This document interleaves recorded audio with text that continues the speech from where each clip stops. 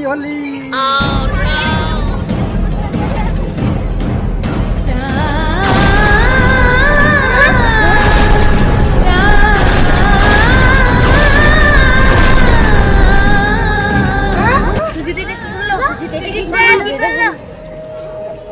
মারবে আমাদেরকে ধরে চল চল